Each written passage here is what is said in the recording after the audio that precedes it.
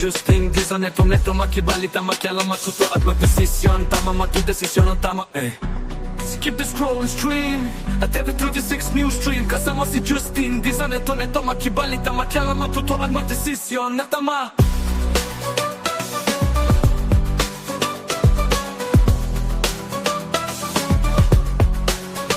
Skip the scroll and stream at every 36 news stream. Kasama si Justin di sa neto makibalita makialam matuto at magdesisyon na tama. Magdesisyon na tama.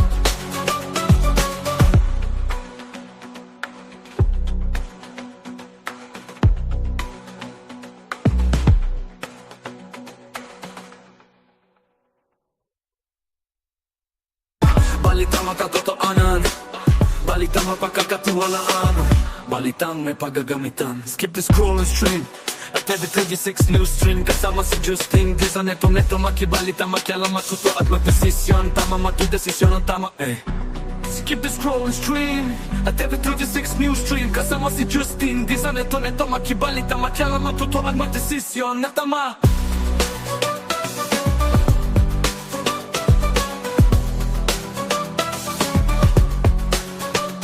The scroll and stream at every 36 news stream. Kasama si Justin di sa neto makibalita makialam matuto at magdesisyon na tama. Magdesisyon na tama.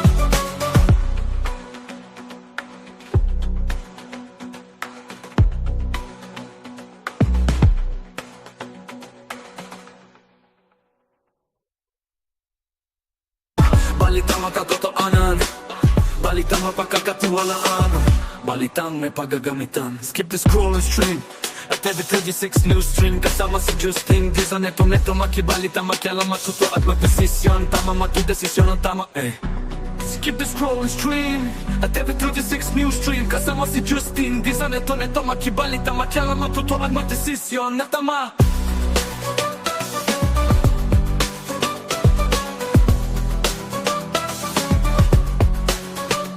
The scroll and stream at every 36 news stream. Kasama si Justin di sa neto makibalita makialam matuto at magdesisyon na tama. Magdesisyon na tama.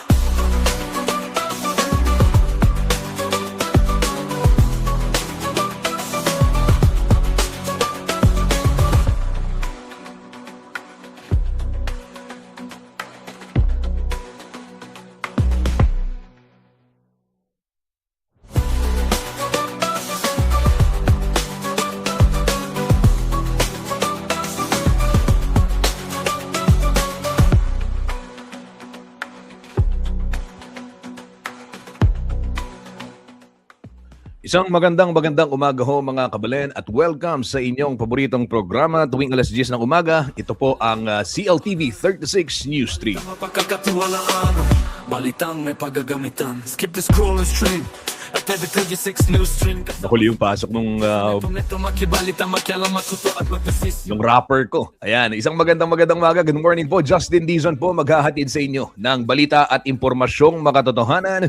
Balita at impormasyong mapagkakatiwalaan at balita at impormasyon na may paggagamitan. Yan ho ang aming pangako sa aming may age na naman, sa aming halos 2 milyon na tagasunod ho, followers sa social media, Facebook. Maraming salamat sa mga nakatutok at nagla-like and follow ng ating Facebook page. Kung nanonood ka sa television ngayon at hindi ka pa naka-like and follow, i-like mo na yan, i-follow mo na yan. And live din tayong napapanood sa ating YouTube channel at CLTV 36 Official.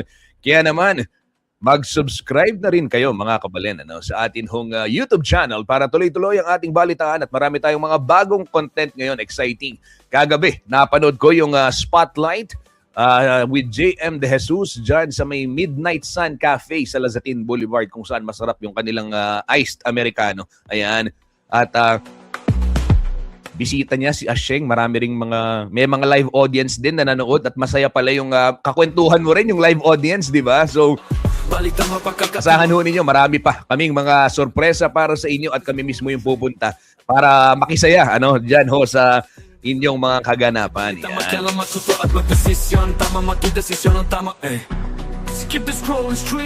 Kabalen, live po tayong napapanood Luzon, Visayas at Mindanao via Signal Channel 115 at Air Cable Converge Channel 71. Dito ho sa Pampanga sa ating Free TV Channel 36 as the Central Luzon naman sa ating 37 cable partners.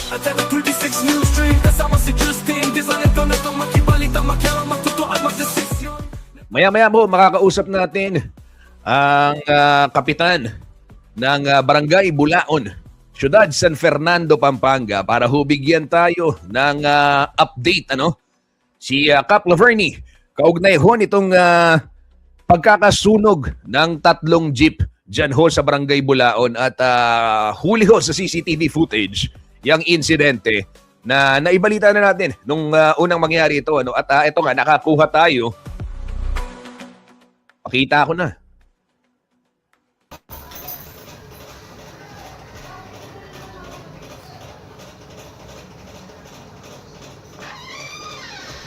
Ito ho yung nakuha nating footage mula ho sa pamahalaang barangay ng Bulaon, Pampanga. Kung saan nakita dito yung posibleng nasa likod. Ayan ho, naglalakad mga kabalen. Nakikita nyo, galing dun sa jeep. At dun sa CCTV footage, kung i-full screen natin, makikita dun sa pinadala nilang video. Ayan.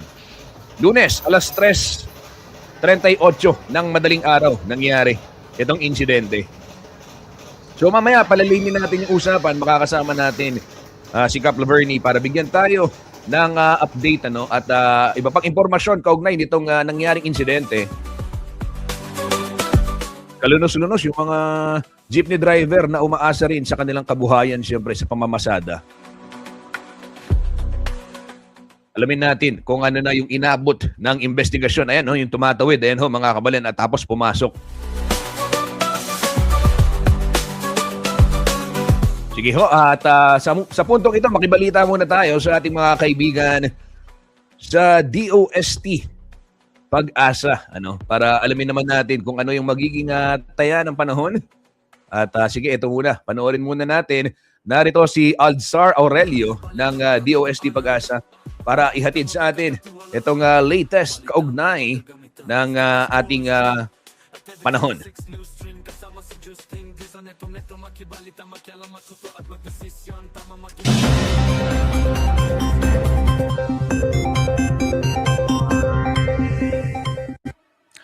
Magandang umaga sa ating lahat. Ngayon ay araw ng Miyerkules, January 28, 2026. Nakakaranas tayo ng malamig na panahon sa ating bansa. Dahil po yan sa patuloy na malakas na amihan. Itong amihan ay kasalukuyan na apektuhan itong malaking bahagi ng Luzon at ng Visayas. Inyong papansin, may mga kumpulo na mga kaulapan sa may bandang silangan ng Visayas. Ito po yung shear line na sa kasalukuyan ay lumalapit sa ating bansa, lalo po sa eastern section ng Visayas at ng Mindanao. At sa ating latest image ng satellite, wala po tayo na monitor na LPA, low pressure area o bagyo, lalo na po sa loob ng ating Philippine Area of Responsibility. Itong malakas na amihan ay nasa magtatagal hanggang Biyernes.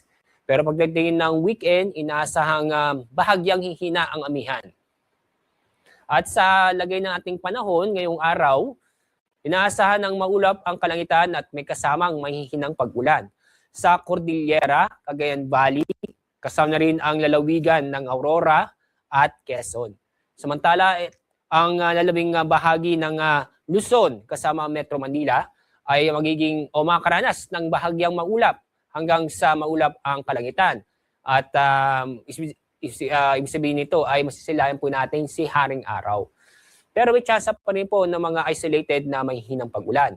Dahil sa malamig na panahon, dulot ng amihan, ang pinakamababang temperaturang inaasahan po natin dito sa Metro Manila ay abot ng 24 degrees Celsius. Sa Baguio, aabot ng 12 degrees Celsius. Sa Lawag at sa Tuguegarao, inaasahan po natin na ang pinakamababang temperatura ay aabot ng 21 degrees Celsius. Sa mga kababayan po natin sa Tagaytay, inaasahan po natin ang pinakamababang temperatura ngayong araw aabot ng 21 degrees Celsius. Dako tayo sa Visayas at Mindanao. Dahil sa epekto ng shear line, inaasahan po natin na maulap ang kalangitan doon po sa may Southern Leyte at kasama rin ang Caraga region. At dahil sa shear line, asahan ng mga kalat-kalat ng pag-ulan. Itong mga pag-ulan nito ay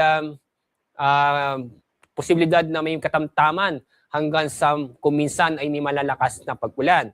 Kaya paalala sa mga kababayan po natin na mag-ingat po tayo at maging alerto dahil sa mga pag-uulan nito na posibleng magdulot ng pagbaha o pagbuho ng lupa. Samantala, ang lalabing bahagi ng Visayas at ganoon din sa lalabing bahagi ng Mindanao ay bahagyang maulap hanggang sa maulap ang kalangitan na may tsansa ng mga isolated na pag-ulan. At pagdating sa ating kalagayan ng ating karagatan, although malakas po ang amihan, wala tayong gale warning. Ibig sabihin, wala tayong inaasang matataas na halos na at least mga 4 na metro. Pero sa mga kababayan po natin na mabalak po malaot ngayong araw, mag-ingat pa rin dahil sa katamtaman hanggang sa maalon ating makaragatan, lalo na sa may bandang Luzon at sa Visayas. Ang araw sisikat sa ganap na 6:25 ng umaga. Ang araw lulubog sa ganap na 5:53 ng hapon. Iyan po ang ating weather update sa araw na ito. Ako po si Alzar D. Aurelio. Balitang mapagkakatiwalaan, balitang may paggagamitan. Skip the scroll and stream at every 36 news stream. Kasama si Justin Dizon, neto makibalita, makialam, matuto at magdesisyon. Tama, magdesisyon ang tama, Skip the scroll and stream at every 36 news stream. Kasama si Justin Dizon, neto makibalita, makialam, matuto at magdesisyon. Maraming salamat, DOST Pag-asa, sa ulat panahon. At ito naman mga kabalin, silipin muna natin sitwasyon ng trapiko sa iba't ibang mga kalsada dito sa ating rehiyon. At syempre yung North Luzon Expressway para sa mga babiyahe ngayong Miyerkules. Nagtatanong si Kuyang Paquito Beltran, anong bayan o ano ba yan sunog? Anong bayan yung sunog? Diyan sa may Bulaon, San Fernando, Kuyang Paquito. Nung Lunes nangyari. At maya-maya lang makakapanayam natin si Cap Laverny Gopez ng Barangay Bulaon, Ciudad San Fernando, Pampanga para bigyan tayo ng update kaugnay nga ng sunog. And sige, silipin muna natin sitwasyon ng trapiko sa North Luzon Expressway ngayon pong 10:18 ng Miyerkules, January 28, 2026.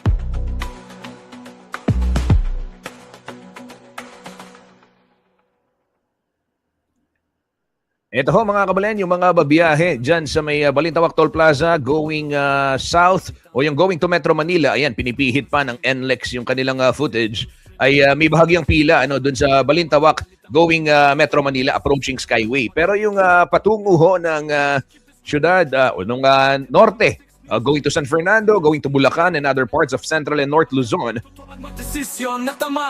wala masyadong aberya dyan, but merong patching works na ginagawa. May mga reblocking, may nakaharang na cones dahil may mga nasirang bahagi ng kalsada ginagawa. Sa kasalukuyan, iwasan lang mga kabalen. Valenzuela Interchange, northbound lane, maluwag na maluwag sa mga oras na ito. Yung southbound portion ay bahagyang marami-rami ng konti yung mga sasakyan. But light traffic pa din. Mindanao Toll Plaza, wala masyadong pila doon sa mga RFID lanes, continuous. Yung sa truck lane, may bahagyang antayan lamang.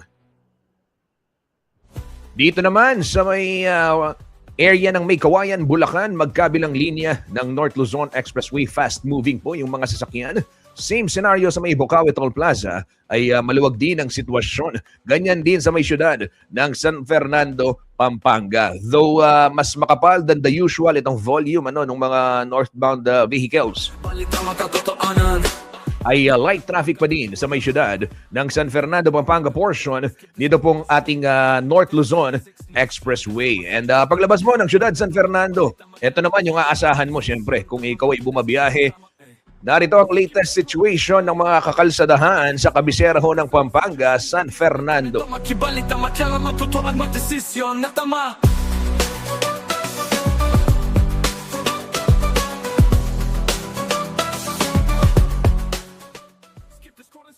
Okay mga kabalen, dito muna tayo sa may gawing itaas, yung boxes 1, 2, 3, and 4. Yung box 1, yan huy boundary ng Angeles City at ng syudad San Fernando. Kaya pong telabas na agad ng pong barangay Santo Domingo. Ongoing ho yung pipe laying works dyan sa may barangay Santo Domingo, Angeles City.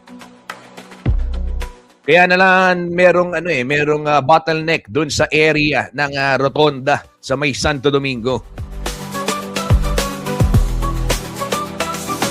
Nasa may portion na ng Chevalier yung hinuhukay nila sa ngayon. Kaya naman yan ho, merong pila. Kung nanggagaling kayo ng syudad ng San Fernando, Pampanga, asahan ninyo bago kayo makarating ng Angeles City ay mararanasan ninyo yung pagbabagal ng daloy ng trapiko, lalo na doon sa papasok sa may boundary. Dahil nga gaya ng nabanggit ko, ongoing ho yung pipe laying doon sa may portion ng Chevalier School. At every 36 news stream kasama si Justin. Di sa neto makibalita, makialam, matuto at magdesisyon. Tama, magdesisyon ang tama Samantala dito naman ho sa may Panings, okay? Ay maluwag ang sitwasyon ng trapiko sa mga oras na ito. Paalala ulit sa mga motorista yung northbound portion ng Panings, kaya tapong outermost lane, continuous ang traffic flow dyan. May nakapaskil, malaking signage yung Siposco. Kasama si Justin. Di sa neto makibalita, makialam. Holy Angel Village at Baliti light traffic, ganyan din sa may Sindalan. Light traffic din sa may area ng Del Rosario, do matagal-tagal na antayan yan. At bigayan ho tayo at pag orange na, wag nang habulin. Kasi pag nagpula yan, yung traffic light, nasa gitna ka, di babara. Gridlock ang tawag dun.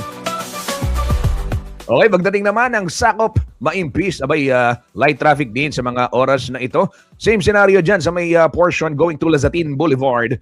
Samantala, dito sa monitoring natin, medyo marami-raming sasakyan nang gagaling sa Palawi. But light traffic pa din, And Dolores Macabacle, light traffic din sa mga oras na ito. Balitang makatotohanan. Balitang mapagkakatiwalaan. Balitang may paggagamitan. Pagbati, nakatutok sa ating programa si Direk Jason Gantan Pabalan. Ayan, isang magandang umaga. Direk Jason ng Angeles City, uyat artista. Yan, ay isa yan sa mga idolo natin sa larangan ng teatro at pagdidirehe. Makialam, matuto at magdesisyon na tama. Nung isang araw, may kaibigan ako, sinama ko dyan sa may Lasatin, sa may Lasatin, sa may Heritage District ng Angeles City, doon sa may Pamintuan Mansion, at kwento ko sa kanya, Direk Jason, yung mga play na dinidirect ninyo, yung ginagawa ninyo tuwing June 12. Di ba? Dahil dyan, unang winagayway ang Watawat, matapos yung Kalayaan, 1899. O, trivia yun. Sa Angeles City ho yun ginawa. Kaya every June 12, merong reenactment. At itong mga mahuhusay na miyembro ng Uyat Artista. Dati, napapanood ko pa yung aking mga estudyante, si VJ Tacliad, Paulo Amparado. Ayan, di ba? Wow! Kabilang sila dyan, sila Trish, Pascua, ayan, ang mga Uyat Artista members yan. Si Tala, Crystal Jean. O, di ba? Yan Direk Jason, patangkay, pagkwentuta mo. Yan, maraming salamat sa pagtutok. Maya Payabak, Direk Jason Pabalan. Yan.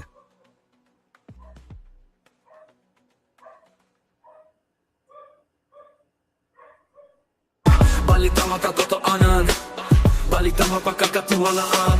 Balitang may paggagamitan. Skip the scroll and stream. At every 36 news stream kasama si Justin. Mula ho sa may syudad ng San Fernando, silipin natin sitwasyon naman sa may lalawigan ho ng Bataan. Ito ay traffic update sa mula ho sa 1 Bataan Command Center. Makialam, matuto at magdesisyon na tama.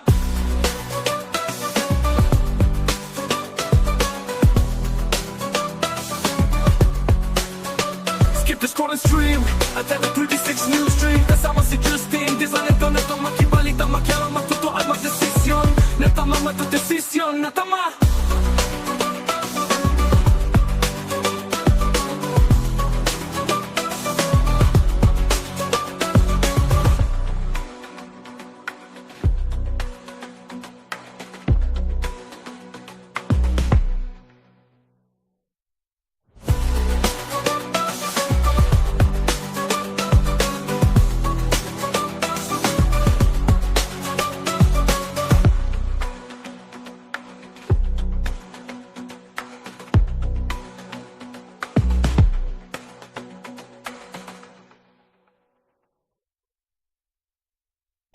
Balitang makatotohanan, balitang mapagkakatiwalaan, balitang may paggagamitan. Skip the scroll and stream at every 36 news stream. Kasama si Justin Dizon, neto makibalita, makialam, matuto at magdesisyon. Tama, magdesisyon ang tama, Skip the scroll. Para ho sa mga kababayan nating babiyahe patungong kanlurang bahagi ng ating rehiyon, gitnang Luzon, going to Bataan, Subic, Zambales, ayan.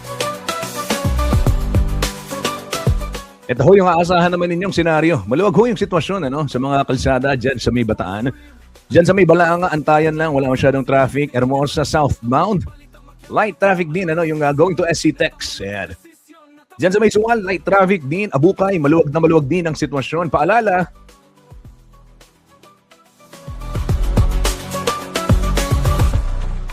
sumunod ho sa mga itinakdang speed limit upang maiwasan itong mga disgrasya. Ika nga, hindi naman dahil maluwag ang kalsada dyan sa Bataan ay free for all, sabi nga ng pamahalaan, di ba? So, yung mga truck advance, 50 lang yung pwedeng takbo. Yung mga pribadong sasakyan, 80, 70 lamang yung mga namamasada at yung mga motor, abay, wag ho kayong lalagpas ng 60.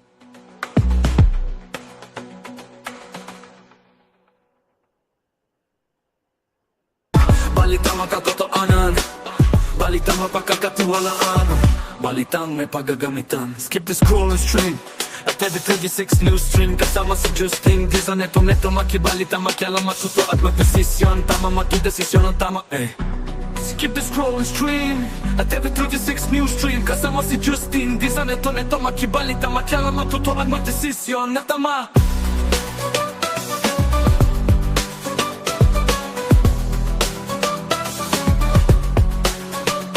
The scroll and stream at every 36 news stream. Kasama si Justin Dizon, neto makibalita, makialam, matuto at magdesisyon. Kabalen, isang mabilis na patalastas lamang sa ating pagbabalik. Makakausap ho natin si Kapitan Laverny Gopez ng Barangay Bulaon, Ciudad San Fernando, Pampanga, para bigyan ho tayo ng update kaugnay nitong insidente. Yung pagkakasunog nitong mga jeep dyan ho sa Barangay Bulaon. At yung pinakita nating footage kanina, yung CCTV footage, ayan, teka lang, ayan. Ay, may development na, at di kaya sinadya. Ito yung gustong malaman ng mga kababayan natin, na paano nangyari yun, di ba? At ano yung motibo ng insidente? Ito, mga kabalen, ang ating tatalakayin sa pagbabalik ng Newsstream. Huwag ho kayong aalis, isang mabilis na patalastas lamang, magbabalik ang CLTV 36 Newsstream. Dizon, neto makibalita, makialam, matuto at magdesisyon. Tama, magdesisyon ang tama, Skip the scroll and stream at every 36 news stream. Kasama si Justin Dizon, neto makibalita, makialam, matuto at magdesisyon na tama.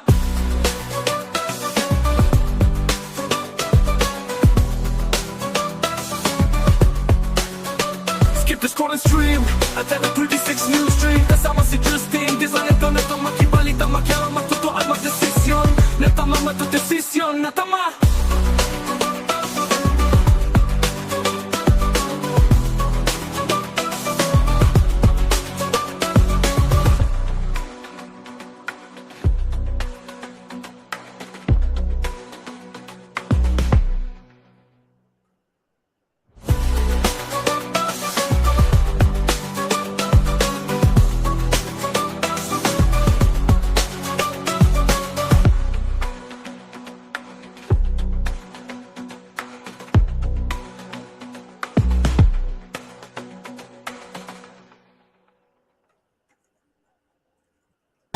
Balitang makatotohanan, balitang mapagkakatiwalaan, balitang may paggagamitan. Skip the scroll and stream at every 36 news stream. Kasama si Justin Dizon, neto makibalita, makialam, matuto at magdesisyon. Tama, magdesisyon ang tama, Skip the scroll and stream at every 36 news stream. Kasama si Justin Dizon, neto makibalita, makialam, matuto at magdesisyon na tama.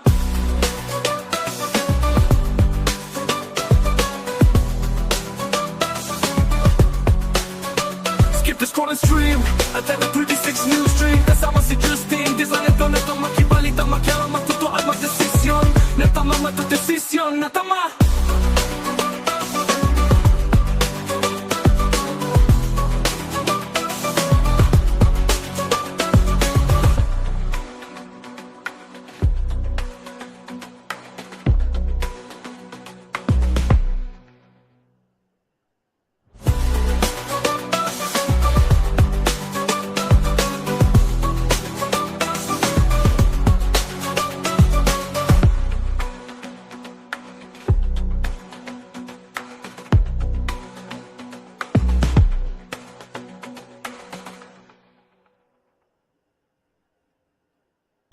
Balitang makatotohanan, balitang mapagkakatiwalaan, balitang may paggagamitan. Skip the scroll and stream at every 36 news stream. Kasama si Justin Di sa neto makibalita, makialam, matuto at magdesisyon. Tama, magdesisyon ang tama Skip the scroll and stream at every 36 news stream. Kasama si Justin Di sa neto makibalita, makialam, matuto at magdesisyon na tama.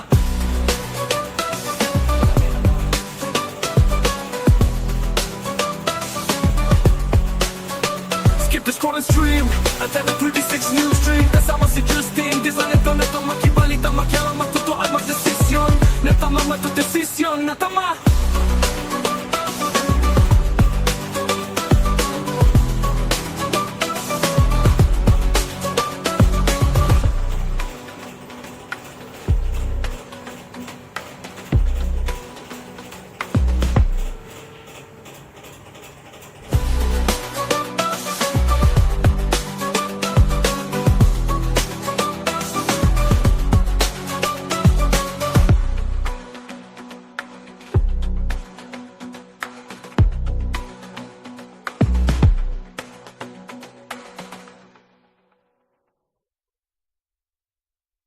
Balitang makatotohanan, balitang mapagkakatiwalaan, balitang may paggagamitan. Skip the scroll and stream at every 36 news stream. Kasama si Justin Di sa neto makibalita, makialam, matuto at magdesisyon. Tama, magdesisyon ang tama Skip the scroll and stream at every 36 news stream. Kasama si Justin Di sa neto makibalita, makialam, matuto at magdesisyon na tama.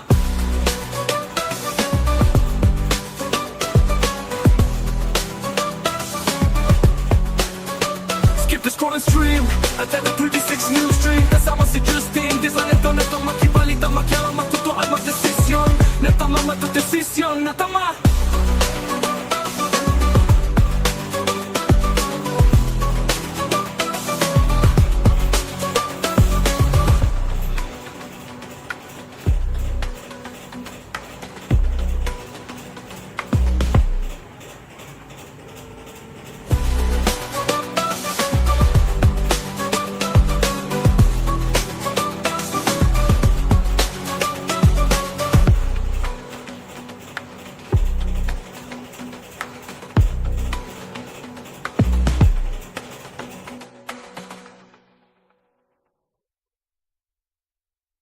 Balitang makatotohanan, balitang mapagkakatiwalaan, balitang may paggagamitan. Skip the scroll and stream at every 36 news stream. Kasama si Justin Di sa neto makibalita, makialam, matuto at magdesisyon. Tama, magdesisyon ang tama Skip the scroll and stream at every 36 news stream. Kasama si Justin Di sa neto makibalita, makialam, matuto at magdesisyon na tama.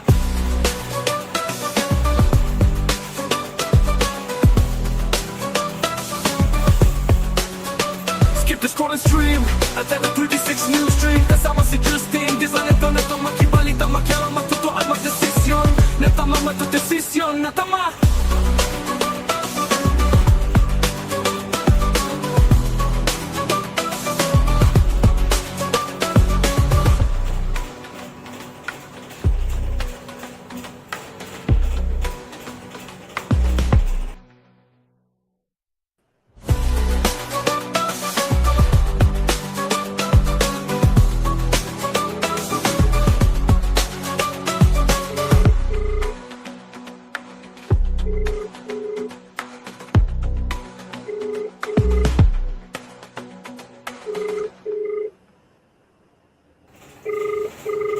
Balitang makatotohanan, balitang mapagkakatiwalaan. Mga kabalen, sa puntong ito, tinatawagan lang natin si Cap Laverne Gopez ng Barangay Bulaon. At mukhang nasa committee hearing. Kanina ay nakausap natin. Sabi okay na daw for 10:30 yung interview. Hintayin lang ho natin. At baka may kausap lamang si Kapitan.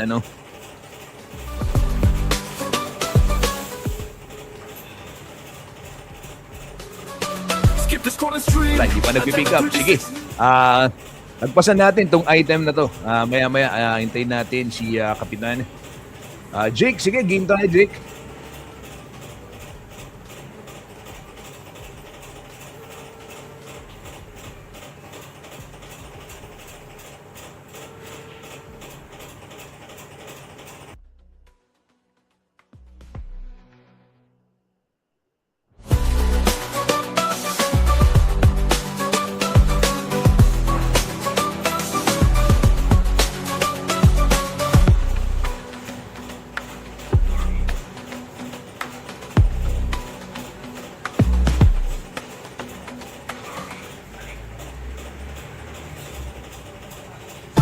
Balitang makatotohanan, balitang mapagkakatiwalaan, balitang may pagagamitan. Skip the scroll and stream at every 36 news stream. Kasama si Justin Dizon, neto makibalita, makialam, matuto at magdesisyon. Tama matudesisyon ang tama, Skip the scroll and stream at every 36 news stream. Kasama si Justin Dizon, neto makibalita, makialam, matuto at magdesisyon na tama.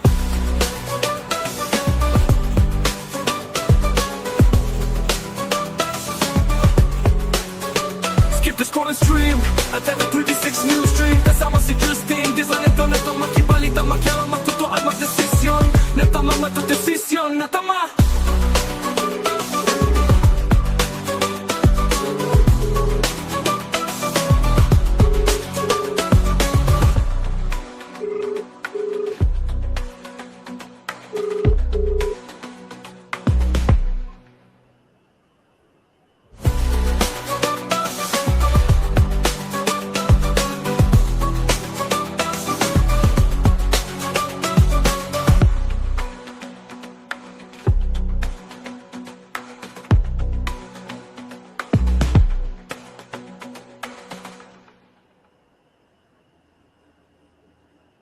Balitang makatotohanan, balitang mapagkakatiwalaan, balitang may pagagamitan. Skip the scroll and stream at every 36 news stream. Kasama si Justin Dizon, neto makibalita, makialam, matuto at magdesisyon. Tama matudesisyon ang tama, Skip the scroll and stream at every 36 news stream. Kasama si Justin Dizon. Ito mga kabayan, sa ibang balita muna tayo habang inaantay ho natin si Kapitan Laverne Gopez ng Barangay Bulaon, siyudad ng San Fernando, Pampanga. Nakapanayam natin kanina, sabi okay ng 10:30 pero may kausap lamang. Sige, proceed tayo sa ibang balita mga kabalen. Ito ho ay nag-viral. Itong pahayag ni dating Senior Deputy Speaker at dating Pampanga 3rd District Representative Aurelio Dong Gonzales Jr. ng kanyang sabihin na hindi siya contractor. Ito ho'y matapos yung mga bali-balita, di ba, na naiinuugnay ang kanyang kumpanya at actually naitanong natin ito kay Vice Mayor Brence Gonzales, ang kanyang anak, at inamin mismo ni Vice Mayor Gonzales na sila ay mga nakakuha ng proyekto kaugnay ng flood control, di ba? At pero sinasabi ni yung anak niya yun, okay? At sinasabi ni dating Senior Deputy Spokesperson Gonzales ay hindi nga siya contractor. Ito sa kabila ng mga pangalan na nakarehistro sa kanyang pangalan nga, itong mga negosyo. Pakinggan natin ang pahayag ni Senior Deputy o dating Senior Deputy Speaker Dong Gonzales kaugnay nitong kanyang pagtanggi sa paratang na siya ay isang contractor. Ayan.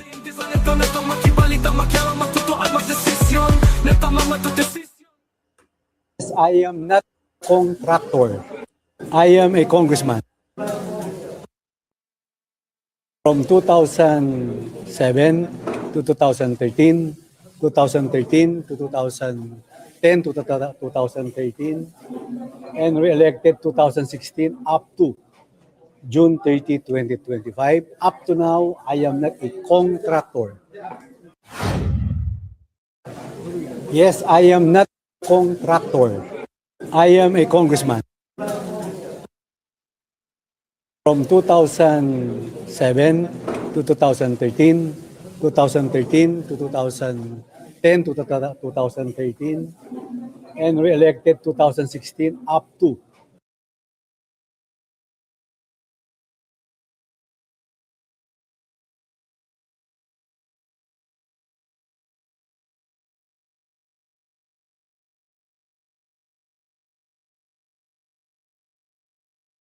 Natama.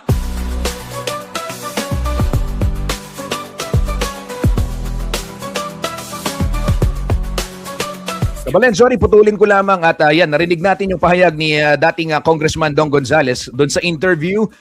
Lipat tayo sa balita kanina dyan sa bayan sa Barangay Bulaon at nasa linya na po ng telepono si Kap Laverne Gopez para bigyan tayo ng update kaugnay nitong pinalalabas nga nating CCTV footage kung saan tila may lead na ano. So isang magandang umaga Kap Laverne Gopez, Maya Payabak po. And makikibalita ho kami. Ano yung latest development itong pinadala ninyong CCTV footage kung saan makikita yung isang lalaki. Pakikwento Kap, ano ho yung detalye dito? Opo, good morning po. Nandito po sir, galing po kami ng PNP kahapon dahil yung suspect po natin nakuha dun sa CCTV natin sa barangay. Ngayon po, ang nangyari sir, pinail po natin ang kaso dahil ano po sir, hindi pa daw po matibay yung ebidensya.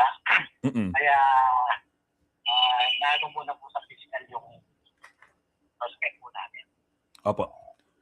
So, Kapitan, itong suspect ay taga Bulaon din.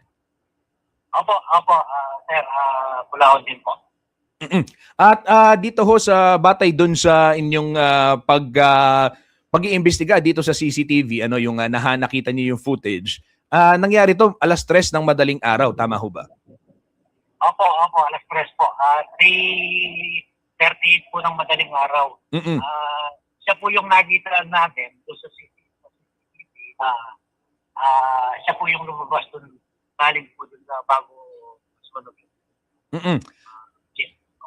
Opo. Syempre, sa ngayon, inaalam pa natin kung ano talaga yung nangyari. Gaya nga ng nabanggit ho ninyo, Kap, sinasabi ng piskal, kailangan mag-PI muna o yung preliminary investigation dahil nga yung ebidensya. Pero, Kap, ito ba meron bang mga usap-usapan na before this incident? Syempre, sa baryo, sa barangay, na may magkakakilala naman. Ito ho ba kakilala yung suspect? Hindi, wala bang napapabalitang may alitan sila, mga ganyan? Sa pagtatanong ko po dun sa mga jeepney driver po, saka dun sa, wala naman pong alitan yung... Opo. Kap, nakita natin yung lalaki tumawid tapos may pinasukang bahay ba to o gate. Eto, residente siya dito, ganito. Opo, residente po doon. Kanto po yun, papuntang bahay nila. Doon po siya dumaan, kaya matay-bayan po natin sa Kamisyon. Kilala po natin ang tao. Opo. Pwede naming mahingi lang yung kahit konting detalye lang ng profile. Ito ba, hindi naman siya minor de edad, Kap? Hindi po sir, 25 years old na po. Oo. Kasi 'di ba yung may mga dati kasi pag ganyan hindi naman sa may mga nababalitaan na minsan na nagtitrip lang yung mga bata, may mga or naglalaro, baka na aksidente o aksidenteng natapunan na ganito. So ito lahat tinitignan sa ngayon, no, Kapitan? Opo, yun nga po. Pero ano po kasi nung madaling araw sir, wala pong tawad doon, kaya yun lang po yung nakita natin. Oo, mag-isa lang talaga siya. So wala mang barkada, wala mang ibang ano. Opo. Kap, panghuli na lang, kumusta ho yung mga jeepney driver, yung mga nasinugan? At paano, ano yung pwedeng assistance din ng barangay? At baka may nailapit din sa LGU. Ano yung sitwasyon ho nila ngayon? Yun nga po, nung unang pagkatapos po ng sunog, pinuntahan ko po doon yung aling na nasubukan ng jeep. Hindi po tayong magtutulong sa kanila. Kasi po, ngayon, bali, 40 sa bus lang sa pamasada. Oo. Kailangan po yung tulong po nila. Pero, pumunta na rin po sa NPFRB tsaka po sa PSWD po na para po may tulong at ang alam ko po may schedule na rin po sa Oo. Okay. Ayun, maraming salamat Kap Laverne Gopez sa inyo pong oras at sa pagbibigay update. Alam namin naka-busy kayo, naka-committee hearing. Pasensya na sa abala ka pero thank you. We appreciate this at makikibalita pa kami sa magiging development po nitong kaso laban ho dun sa suspect at syempre sana makabawi na rin itong ating mga jeepney driver upang sa gayon tuloy-tuloy ang hanap buhay. Thank you, Kap. Okay po, maraming salamat po. Sana po ma-solve na po yung problema nila. At sana po meron din pong maitulong yung ano po natin kung sino po yung pwede tumulong sa kanila. Para po yung mga pang-araw-araw na ano nila, meron po silang po yun, para meron po silang mapagkuha ng pagkain. Opo. Okay, maraming salamat Kap Laverny Gopez at mag-iingat ho kayo. Thank you, Kap. Okay, salamat. Okay. Yan ho mga kabalen, narinig natin ang tinig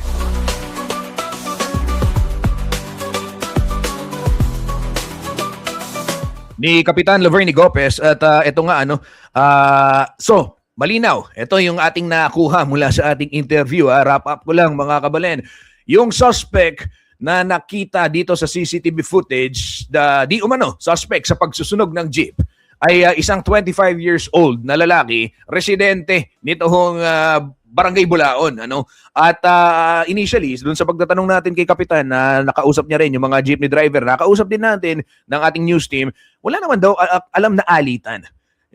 O walang kaaway, etong wala silang problema, hindi sila nag-aaway doon sa area na yon para panggalingan ng galit at gawin itong aksyon na ito. So iniimbestigahan pa at ito na ho yung ika-4 na araw, sabi ni Kap Laverny, na hindi nakakapasada itong 6 na jeepney driver na apektado ng insidente ng pagkakasunog ng mga jeep. Kaya doon sa mga may mabubuting puso at kumakatok din sa pwedeng tumulong ho itong ating kapitan ng Barangay Bulaon, Ciudad San Fernando, upang matugunan nga yung pangangailangan nitong mga jeepney driver na hindi naghahanap buhay. Alam naman ho natin na yung mga jeepney driver, kung gaano kahirap din yung kanilang pakikipagsapalaran sa kalsada. At isang kahig, isang tuka talaga Kasi pag di ka pumasada, wala kang kita, wala kang pambili ng iyong mga pangangailangan sa araw-araw, di ba? Kaya sana'y mahanapan ng mabilis na solusyon at hustisya, siyempre. Ito hong nangyaring pagsusunog ng mga jeep dyan ho sa Barangay Bulaon, Ciudad ng San Fernando. Nung Lunes ito, alas 3:38 ng madaling araw. So naiharap na sa piskal itong suspect na 25 years old. Pero batay nga doon sa binanggit ni Kapitan Gopez naghahanap pa ng karagdagang ebidensya dahil para mapatunayan na ito ay yung dahilan ng pagkakasunog. Ayan, ito ho yung lalaking sinasabi, 25 years old, ayan. Siya yung suspect dyan sa pagsusunog ng mga jeep dyan ho sa Barangay Bulaon.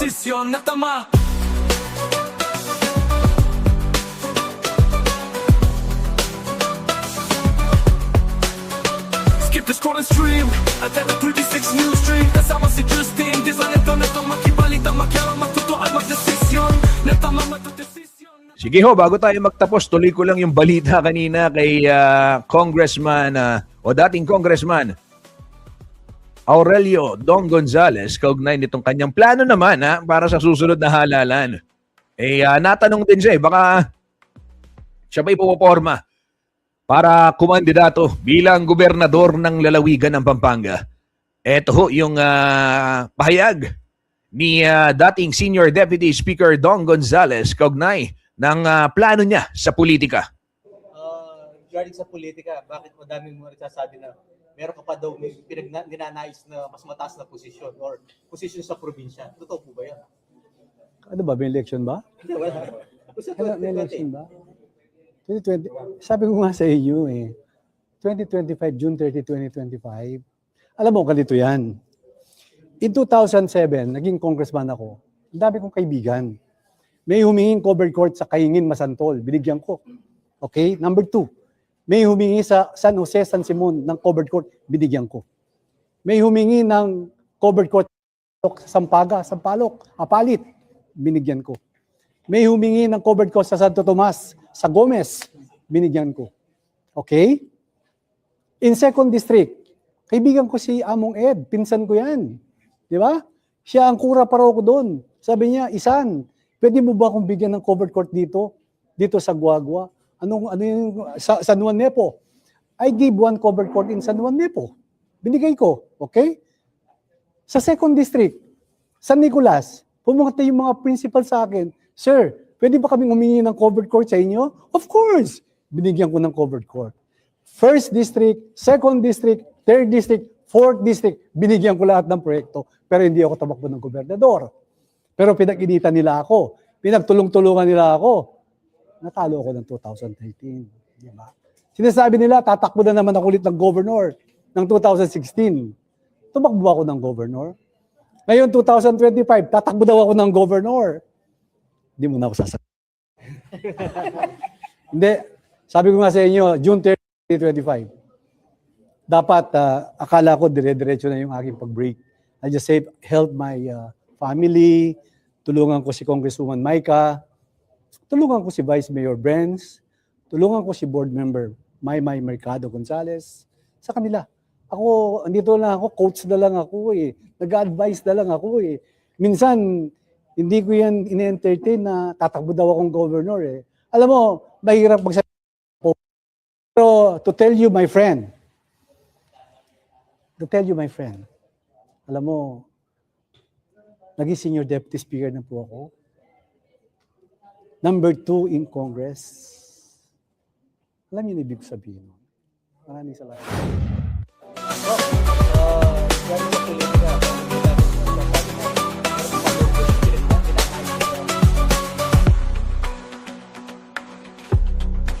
Yan ho, kabalan ng tinig at ang pahayag ni dating Senior Deputy Speaker Dong Gonzales nang tanungin siya sa kanyang plano sa politika kung siya ba ay may planong tumakbong gobernador. Isa ang malinaw, hindi niya tinanggi. Isa lang ang malinaw. Ang sagot niya, hindi, mahirap magsalita ng tapos. Yun ang sinabi niya. Okay? Doon sa mga una, sinabi niya, magiging coach na lang siya. But sinabi niya, to tell you my friend, naging Senior Deputy Speaker na ako. Mahirap pagsalita ng tapos. So wala siyang sinabing hindi siya tatakbo. Okay? So ito yung aabangan natin. Aba, na at least ngayon, mga aga pa lang, nalalaman na natin sino yung mga posible. Di ba? Na makikita nating mga pangalan sa balota pagdating ho ng halalan sa 2028. Well, wala namang sinasabi si Kong Dong. Ang sabi lang niya dito, mahirap pagsalita ng tapos. So with that, abang-abang tayo. Antabayanan natin kung ano yung magiging susunod na hakbang ni dating Congressman Dong Gonzales. At kabalayan yan ho, mga balitang nakalap ng CLTV 36 News. At marami pang mga balita, follow nyo lamang ang ating social media page at CLTV 36 News para tuloy-tuloy kayong maging updated sa mga kaganapan dito ho sa ating rehiyon, gitnang Luzon. At time check tayo, 10:54 na. Magpapaalam na po si Justin Dizon. Maraming salamat sa pagtutok dito sa ating programa muli para ho sa mga balitang makatotohanan, balitang mapagkakatiwalaan at balitang may paggagamitan. Ito po ang news stream. Maraming salamat po. Balitang may paggagamitan. Skip the scroll and stream at every 36 news stream. Kasama si Justin Dizon. Neto makibalita, makialam, matuto at magdesisyon. Tama